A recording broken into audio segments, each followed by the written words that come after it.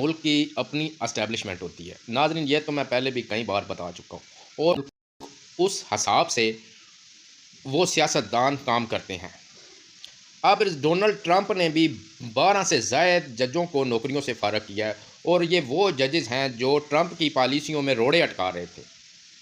नाज़रीन, बात सिर्फ कहने का मकसद ये है कि हम अपने सियासतदान अपनी एस्टेब्लिशमेंट के पीछे हाथ धोकर पड़ जाते हैं। चाहे इमरान खान था, चाहे कोई भी हुकूमत आती है, क्योंकि नवाज़ शरीफ, शहबाज शरीफ, जरदारी, हर बंदा अपनी सोच रखता है। उसने उस हिसाब से अपने मुल्क को चलाना होता है और पीछे दिमाग हर मुल्क का फैसला करने वाली एक पावर होती है जो पॉलिसी बनाती है, पॉलिसी मेकर होते हैं, उस हिसाब से उन सियासतदानों ने चलना होता है। यही लेकिन हम बात का बतंगड़ बना देते हैं। हम हमारे मुल्क पे उंगलियां उठाई जाती हैं, बाहर वाले भी और हमारे भी साथ अपने शरपसंद जो मुल्क दुश्मन बने हुए हैं वो भी साथ मिल जाते हैं और अपनी अदलिया में जी ये तब्दीली हो रही है, रोड़े अटकाए जा रहे हैं, ये कुछ जजों को हीरो बना दिया जाता है, कुछ को ज़ीरो बना दिया जाता है।